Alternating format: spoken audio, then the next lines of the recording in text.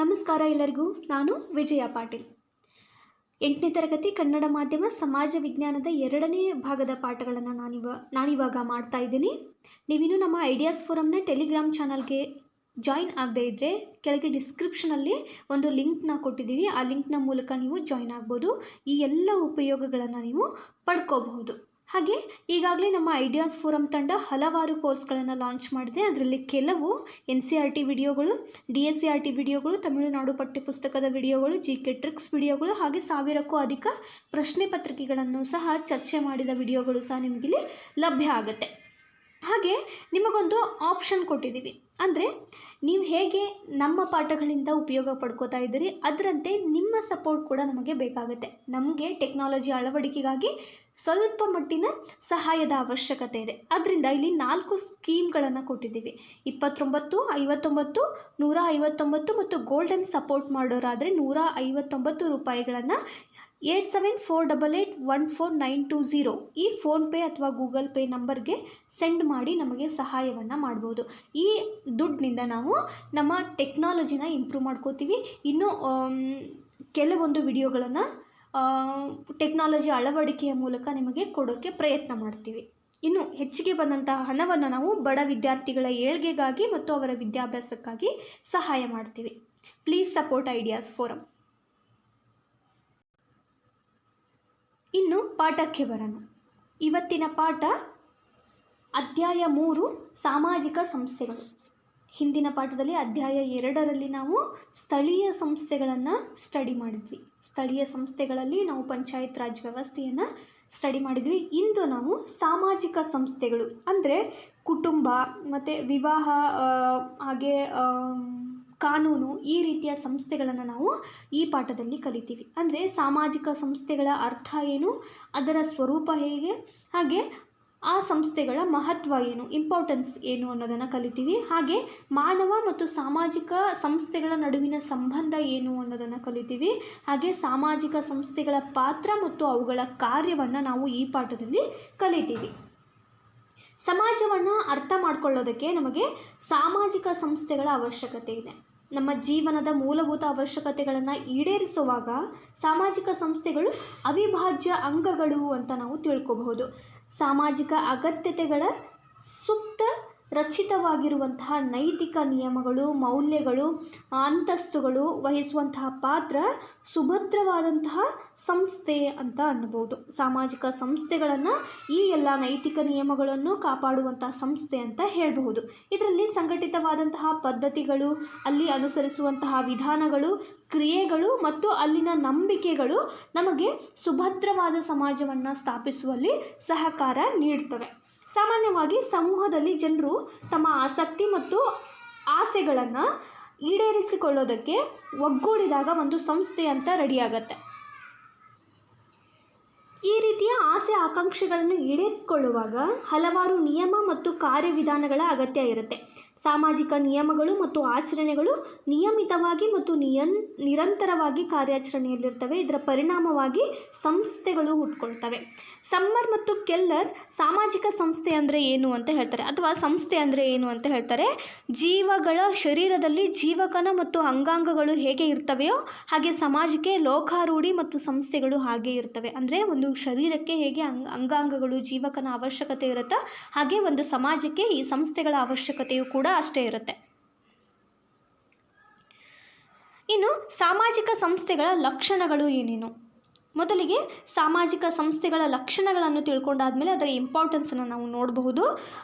ಮೊದಲೇದು ಸಾರ್ವತ್ರಿಕತೆ. ಸಾರ್ವತ್ರಿಕತೆ ಅಂದರೆ ಏನು? ಇದು ಎಲ್ಲರನ್ನೂ ಯಾವುದೇ ಭೇದ ಇಲ್ಲದೆ ಎಲ್ಲ ಸಮಾಜದಲ್ಲಿ ಇರುವಂಥದ್ದು ಅಂತ ಅರ್ಥ ಬರುತ್ತೆ. ಸಾಮಾಜಿಕ ಸಂಸ್ಥೆಗಳು ಎಲ್ಲ ಸಮಾಜಗಳಲ್ಲಿಯೂ ಕೂಡ ಕಂಡುಬರ್ತವೆ. ಸಾಮಾಜಿಕ ಸಂಸ್ಥೆಗಳು ಮಾನವ ವಿಕಾಸದಷ್ಟೇ ಚರಿತ್ರೆಯನ್ನು ಹೊಂದಿವೆ ಅಂತ ಹೇಳ್ತದೆ. ಯಾಕಂದರೆ ಈ ಮದುವೆ ಆಗಲಿ, ಕಾನೂನಾಗಲಿ, ಶಾಲೆ, ಕುಟುಂಬ, ಈ ಎಲ್ಲವುಗಳು ಮಾನವ ಯಾವಾಗ ವಿಕಾಸ ಹೊಂದವನ್ನೋ ಅವಾಗಿನಿಂದಲೂ ನಮಗೆ ಕಾಣ್ತಾ ಬಂದಿವೆ. ಆದ್ದರಿಂದ ಮಾನವ ವಿಕಾಸದ ಇತಿಹಾಸದಷ್ಟೇ ಇತಿಹಾಸವನ್ನು ಸಾಮಾಜಿಕ ಸಂಸ್ಥೆಗಳು ಹೊಂದಿವೆ ಅಂತ ಹೇಳಲಾಗುತ್ತೆ. ಅಂದರೆ ಮಾನವ ಸಮಾಜ ಆರಂಭದಿಂದಲೂ ಯಾವುದೇ ಒಂದು ಜಾಗ ಅಥವಾ ಕಾಲಕ್ಕೆ ಸೀಮಿತವಾಗದೆ ಎಲ್ಲ ಕಾಲಗಳಲ್ಲಿಯೂ ಸಾಮಾಜಿಕ ಸಂಸ್ಥೆಗಳು ಇರುವುದು ತಿಳಿದು ಬರುತ್ತೆ. ಇನ್ನು ಸಾಮಾಜಿಕ ಸಂಸ್ಥೆಗಳಲ್ಲಿ ನಿಯಮಗಳಿವೆ. ಇದು ಒಂದು ಲಕ್ಷಣ. ಸಾಮಾಜಿಕ ಸಂಸ್ಥೆಗಳ ನಿಯಮಗಳು ತಮ್ಮ ಸಂಸ್ಥೆಯ ಸದಸ್ಯರ ನಡವಳಿಕೆಯ ಮೇಲೆ ನಿಯಂತ್ರಣವನ್ನು ತರುವಂತಹ ಪ್ರಬಲ ವ್ಯವಸ್ಥೆಗಳು.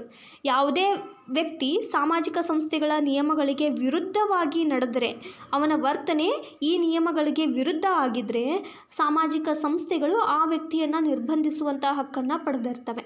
ಸಾಮಾಜಿಕ ನಿಯಮಗಳನ್ನು ಎಲ್ಲ ಸದಸ್ಯರು ಕಟ್ಟುನಿಟ್ಟಾಗಿ ಪಾಲಿಸಬೇಕು ಅಂತ ಸಾಮಾಜಿಕ ಸಂಸ್ಥೆಗಳು ಸಾಮಾಜಿಕ ಸಂಸ್ಥೆಯ ಸದಸ್ಯರಿಗೆ ನಿರ್ದೇಶನವನ್ನು ಮಾಡ್ತವೆ. ಹೀಗೆ ಅಂದರೆ ನಾರ್ಮಲ್ ಪೀಪಲ್ಸ್ಗೆ ಸಾಮಾಜಿಕ ಸಂಸ್ಥೆಗಳ ಸದಸ್ಯರು ನಿರ್ದೇಶನವನ್ನು ಮಾಡ್ತಾರೆ. ಫಾರ್ ಎಕ್ಸಾಂಪಲ್, ಕುಟುಂಬದಲ್ಲಿ ಹಿರಿಯರು ಸದಸ್ಯರು. ಕುಟುಂಬ ಸಾಮಾಜಿಕ ಸಂಸ್ಥೆಯಲ್ಲಿ ಹಿರಿಯರು ಸದಸ್ಯರಾಗಿರ್ತಾರೆ. ಹಿರಿಯರು ಯಾವ ರೀತಿ ಕೆಲಸ ಮಾಡಬೇಕು, ಮಕ್ಕಳು ಯಾವ ರೀತಿ ಕೆಲಸ ಮಾಡಬೇಕು ಅನ್ನೋದನ್ನು ಕುಟುಂಬಗಳು ರೂಪಿಸ್ಕೊಳ್ತವೆ. ಅವು ಕುಟುಂಬಗಳು ರೂಪಿಸಿಕೊಳ್ಳುವಂತಹ ಸಾಮಾಜಿಕ ಸಂಸ್ಥೆಗಳಲ್ಲಿ ಇರುವಂತಹ ನಿಯಮಗಳು. ಇನ್ನು ಮೂಲಭೂತ ಅವಶ್ಯಕತೆಗಳನ್ನು ಪೂರೈಸ್ತವೆ. ಸಾಮಾಜಿಕ ಸಂಸ್ಥೆಗಳು ನಮ್ಮ ಮೂಲಭೂತ ಅವಶ್ಯಕತೆಗಳು ಏನೇನು? ವಸತಿ, ಊಟ, ಹಾಗೆ ಶಿಕ್ಷಣ, ಸಂತಾನಾಭಿವೃದ್ಧಿ, ವ್ಯಕ್ತಿತ್ವ ಬೆಳವಣಿಗೆ, ಈ ರೀತಿ ಎಲ್ಲ ಅಗತ್ಯಗಳ ಪೂರೈಕೆಗಳನ್ನು ಕುಟುಂಬ ಸಮನ್ವಯತೆಯ ಮೂಲಕ ಮಾಡುತ್ತೆ, ನಮಗೆ ಕಲಿಸುತ್ತೆ. ಹೀಗಾಗಿ ಅನೇಕ ಸಾಮಾಜಿಕ ಸಂಸ್ಥೆಗಳು ಈಗ ಅಸ್ತಿತ್ವದಲ್ಲಿವೆ. ಇನ್ನು ಲಿಖಿತ ಮತ್ತು ಅಲಿಖಿತ ನಿಯಮಗಳು. ಸಾಮಾಜಿಕ ಸಂಸ್ಥೆಗಳು ಲಿಖಿತ ಮತ್ತು ಅಲಿಖಿತ ರೂಪದ ಸಂಪ್ರದಾಯಗಳನ್ನು ಹೊಂದಿರ್ತವೆ. ಹಿಂದಿನಿಂದ ಬಂದಂತಹ ಪರಂಪರೆಗಳು, ಲೋಕಾರೂಢಿ, ನೈತಿಕ ನಿಯಮ, ಕಟ್ಟುಪಾಡುಗಳು ಇವು ಅಲಿಖಿತ ರೂಪದಲ್ಲಿದ್ದರೆ, ನ್ಯಾಯಾಲಯ, ಕಾನೂನು, ಸರ್ಕಾರ, ಸಂವಿಧಾನ, ಶಾಲೆ ಮುಂತಾದ ಆಧುನಿಕ ಸಾಮಾಜಿಕ ಸಂಸ್ಥೆಗಳ ನಿಯಮಗಳನ್ನು ಲಿಖಿತ ರೂಪದಲ್ಲಿ ನಾವು ಕಾಣಬಹುದು. ಇದು ಲಿಖಿತ ಮತ್ತು ಅಲಿಖಿತ ನಿಯಮಗಳನ್ನು ಸಾಮಾಜಿಕ ಸಂಸ್ಥೆಗಳು ಹೊಂದಿರುವಂತಹ ಲಕ್ಷಣ. ಇನ್ನು ಪರಸ್ಪರ ಆಂತರಿಕ ಸಂಬಂಧ. ಕುಟುಂಬ ಅಂದಮೇಲೆ, ಸಮಾಜ ಅಂದಮೇಲೆ ಒಂದು ಪರಸ್ಪರ ಅವಲಂಬನೆ ಇರುತ್ತೆ, ಪರಸ್ಪರ ಸಹಕಾರನೂ ಇರುತ್ತೆ. ಒಂದು ಸಮಾಜದಲ್ಲಿ ಇರುವಂತಹ ಎಲ್ಲ ಸಾಮಾಜಿಕ ಸಂಸ್ಥೆಗಳು ಪರಸ್ಪರ ಸಹ ಸಂಬಂಧವನ್ನು ಹೊಂದಿರ್ತವೆ. ಉದಾಹರಣೆಗೆ, ಕುಟುಂಬ ಮಕ್ಕಳ ಪೋಷಣೆ ಮಾಡೋದ್ರ ಜೊತೆಗೆ ಅಂದರೆ ಮಕ್ಕಳ ಪೋಷಣೆಯನ್ನು ಮಾಡ್ತವೆ ಕುಟುಂಬಗಳು. ಆದರೆ ಶಾಲೆಗೆ ಬಂದಾಗ ಯಾವುದೇ ರೀತಿಯ ಭೇದ ಭಾವ ಇಲ್ಲದೆ ಸಾಂಪ್ರದಾಯಿಕವಾಗಿ ಶಾಲೆಗಳು ಕಲಿಕೆಯನ್ನು ಮಕ್ಕಳಿಗೆ ಕೊಡ್ತವೆ. ಶಾಲೆಯಲ್ಲಿ ಮಕ್ಕಳು ಬೇರೆ ಬೇರೆ ಕೌಟುಂಬಿಕ, ಸಾಮಾಜಿಕ ಮತ್ತು ಭಾಷೆ ಹಿನ್ನೆಲೆಯಲ್ಲಿ ಬಂದಂತಹ ವಿದ್ಯಾರ್ಥಿಗಳೊಂದಿಗೆ ಬೆರೆತು ಬೆಳೀತಾರೆ. ಹೀಗೆ ಶಾಲೆ ಮತ್ತು ಕುಟುಂಬಕ್ಕೆ ಒಂದು ಸಹ ಸಂಬಂಧ ಇರುತ್ತೆ. ಮಕ್ಕಳು ಮನೆಯಲ್ಲಿ ಸಾಂಪ್ರದಾಯಿಕವಾಗಿ ಕಲಿತರೆ ಶಾಲೆಯಲ್ಲಿ ಪರಸ್ಪರ ಅವಲಂಬನೆ, ಪರಸ್ಪರ ಬೆರೆತ ಕಲಿತಾರೆ. ಹೀಗೆ ಸಾಮಾಜೀಕರಣದಲ್ಲಿ ಕುಟುಂಬಗಳಲ್ಲಿ ಮಕ್ಕಳು ಬೆಳೀತಾರೆ. ಸಾಮಾಜಿಕ ಸಂಸ್ಥೆಗಳು ಬೇರೆ ಬೇರೆ ಆಗಿದ್ದರೂ ಸಹ ಪ್ರತಿಯೊಂದು ಸಂಸ್ಥೆಯು ಪರಸ್ಪರ ಒಂದಕ್ಕೊಂದು ಸಂಬಂಧವನ್ನು ಹೊಂದಿರ್ತವೆ ಅನ್ನೋದಕ್ಕೆ ಇದೊಂದು ಉದಾಹರಣೆ. ಕುಟುಂಬ ಮತ್ತು ಶಾಲೆ ಎಂಬ ಸಂಸ್ಥೆಗಳು ಮಕ್ಕಳ ಮೂಲಕ ಸಂಬಂಧವನ್ನು ಸ್ಥಾಪಿಸ್ಕೊಳ್ತವೆ.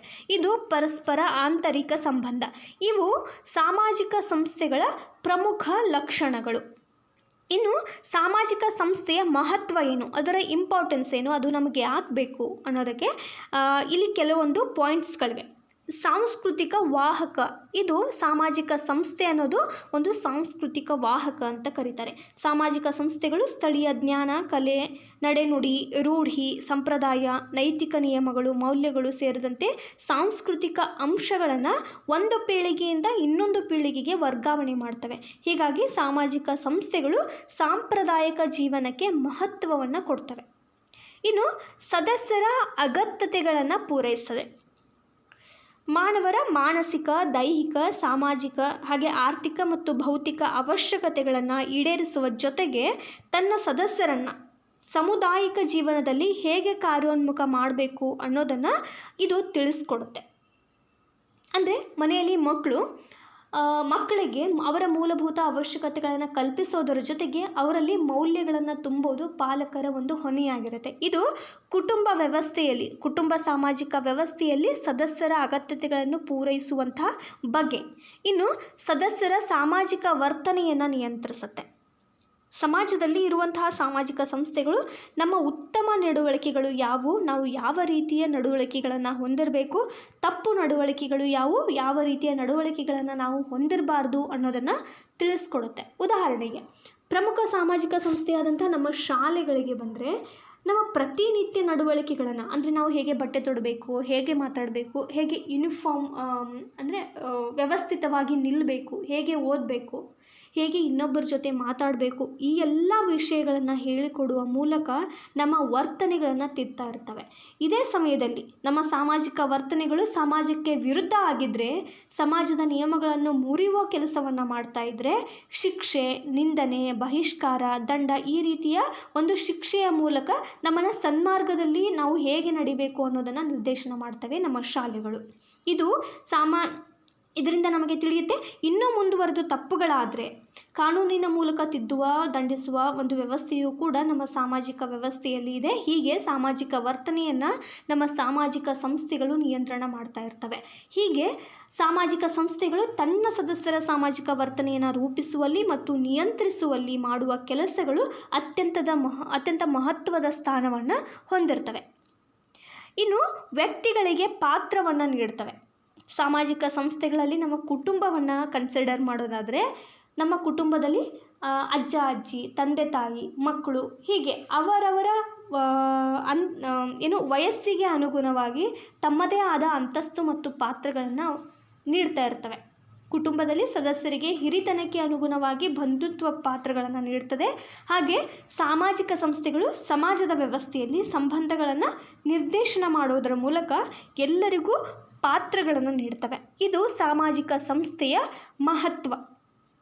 ಇನ್ನು ಸಾಮಾಜಿಕ ಸಂಸ್ಥೆಗಳ ಪಾತ್ರ ಏನು? ನಮ್ಮ ಸಮಾಜವನ್ನು ಸೃಷ್ಟಿಸುವಲ್ಲಿ, ನಮ್ಮ ಸಮಾಜವನ್ನು ಅಭಿವೃದ್ಧಿಪಡಿಸುವಲ್ಲಿ ಸಾಮಾಜಿಕ ಸಂಸ್ಥೆಗಳು ಹೇಗೆ ಕಾರ್ಯವನ್ನು ನಿರ್ವಹಿಸ್ತವೆ ಅನ್ನೋದನ್ನು ನಾವು ಈಗ ನೋಡೋಣ. ಪ್ರತಿಯೊಂದು ಸಾಮಾಜಿಕ ಸಂಸ್ಥೆಯೂ ಕೂಡ ತನ್ನದೇ ಆದಂತಹ ಒಂದು ಕಾರ್ಯವನ್ನು ಹೊಂದಿರುತ್ತದೆ. ಇಲ್ಲಿ ಕುಟುಂಬದ ಕಾರ್ಯಗಳು, ವಿವಾಹದ ಕಾರ್ಯಗಳು, ಹಾಗೆ ಧರ್ಮದ ಕಾರ್ಯಗಳು ಅಂತ 3 ವಿಧಗಳಾಗಿ ವಿಂಗಡಿಸಿದ್ದೀವಿ. ಮೊದಲನೇದು ಕುಟುಂಬದ ಕಾರ್ಯಗಳನ್ನು ನೋಡೋಣ. ಕುಟುಂಬ ಸಮಾಜದ ಮೂಲ ಘಟಕ. ಇದು ಜಗತ್ತಿನ ಎಲ್ಲ ಸಮಾಜದಲ್ಲಿಯೂ ಅಸ್ತಿತ್ವದಲ್ಲಿದೆ. ಇಲ್ಲಾಗಲಿ ಬೇರೆ ದೇಶದಲ್ಲಾಗಲಿ ನಾವು ಎಲ್ಲಿ ನೋಡಿದ್ರೂ ಒಂದು ಕುಟುಂಬ ವ್ಯವಸ್ಥೆಯನ್ನು ನೋಡಬಹುದು. ವ್ಯಕ್ತಿ ಸಾಮಾಜಿಕ ಪ್ರಕ್ರಿಯೆಗಳಲ್ಲಿ ಭಾಗವಹಿಸೋದಕ್ಕೆ ಅಗತ್ಯವಾದಕ್ಕೆ ಬೇಕಾದಂತಹ ಎಲ್ಲ ಕಾರ್ಯಗಳನ್ನು ಕುಟುಂಬ ವ್ಯವಸ್ಥೆ ನಿರ್ವಹಣೆ ಮಾಡ್ತಾ ಇರುತ್ತೆ. ಕುಟುಂಬದ ಪ್ರಮುಖ ಕಾರ್ಯಗಳು ಯಾವ್ಯಾವು ಅನ್ನೋದು ಇಲ್ಲಿದೆ. ಇದು ಸದಸ್ಯರನ್ನು ಪೋಷಣೆ ಮಾಡುತ್ತೆ. ಅದು ಮಕ್ಕಳಾಗಿರಲಿ, ಹಿರಿಯರಾಗಿರಲಿ, ಅಥವಾ ಅನಾರೋಗ್ಯ ಪೀಡಿತರಾಗಿರಲಿ, ಅವರನ್ನೆಲ್ಲ ಪೋಷಿಸುವ ಒಂದು ಜವಾಬ್ದಾರಿಯನ್ನು ಕುಟುಂಬ ವ್ಯವಸ್ಥೆ ಹೊಂದಿರುತ್ತೆ. ಕುಟುಂಬವು ತನ್ನ ಸದಸ್ಯರಿಗೆ ಬೇರೆ ಬೇರೆ ಬಂಧುತ್ವದ ಸ್ಥಾನಗಳನ್ನು ನೀಡುತ್ತೆ.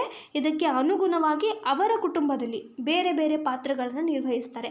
ಒಬ್ಬ ವ್ಯಕ್ತಿ ತಂದೆಯಾಗಿಯೂ ಮಗನಾಗಿಯೂ ಕಾರ್ಯನಿರ್ವಹಿಸ್ತಾನೆ.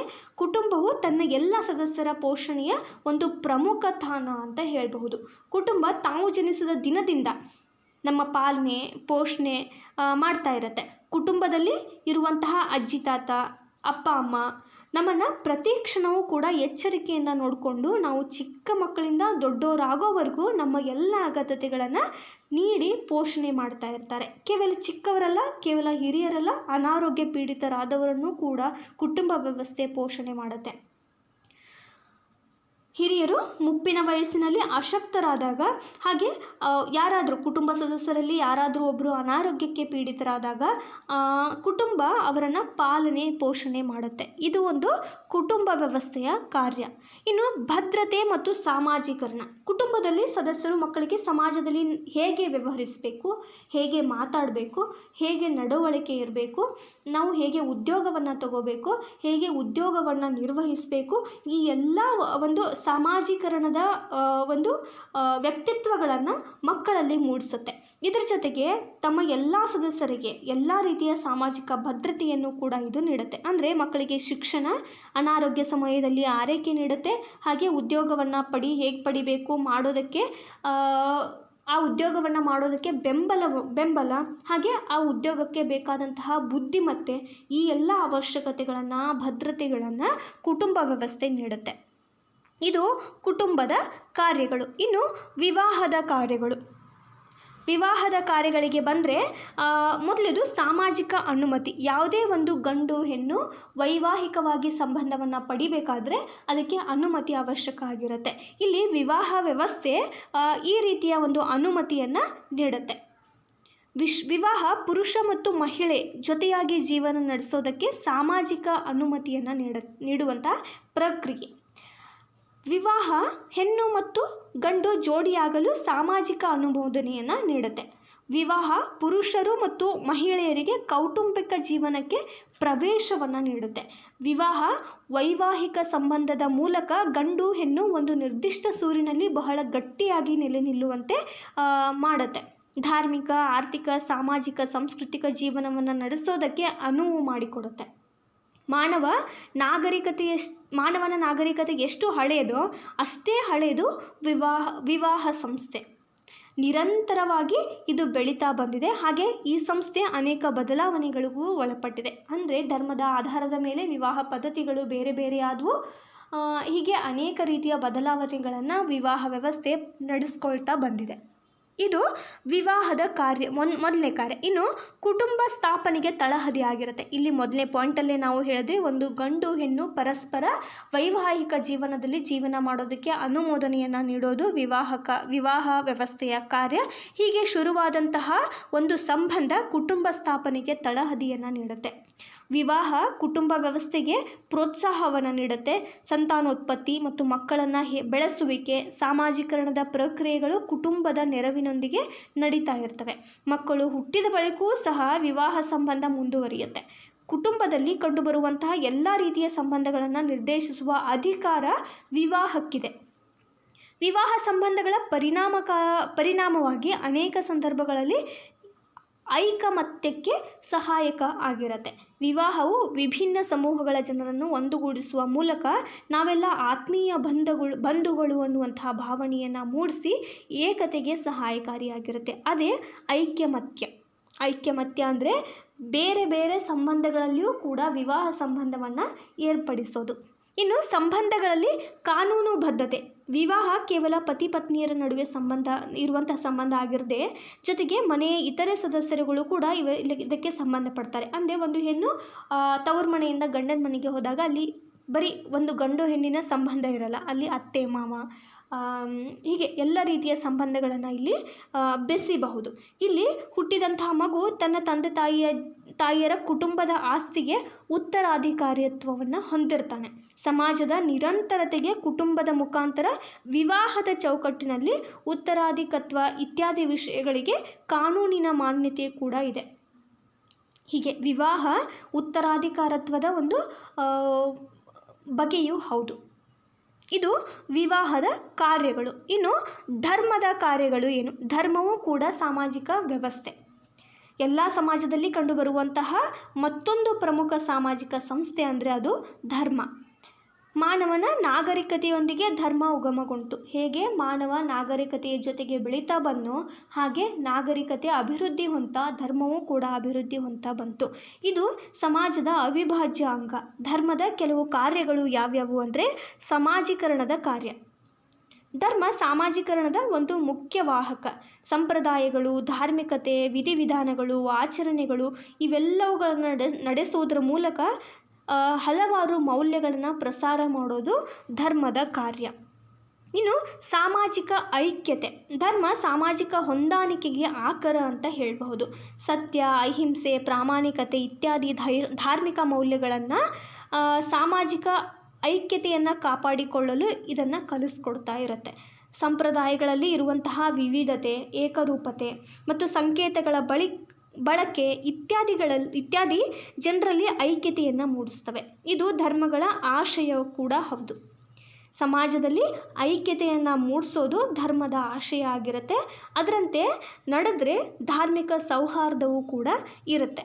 ಇನ್ನು ಮೌಲ್ಯಗಳ ಸಂರಕ್ಷಣೆಯನ್ನು ಮಾಡುತ್ತೆ. ಮೇಲನೇ ಹೇಳಿದ್ವಿ, ಒಂದು ಸಹನೆ, ತ್ಯಾಗ, ಶಾಂತಿ, ಹಾಗೆ ಸತ್ಯ, ಅಹಿಂಸೆ, ಪ್ರಾಮಾಣಿಕತೆ ಈ ಎಲ್ಲ ಮೌಲ್ಯಗಳನ್ನು ಸಂರಕ್ಷಣೆ ಮಾಡೋದು ಧರ್ಮ ಮನುಷ್ಯನ ಬದುಕಿನಲ್ಲಿ ಮೌಲ್ಯಗಳನ್ನು ಉಪದೇಶ ಮಾಡ್ತವೆ.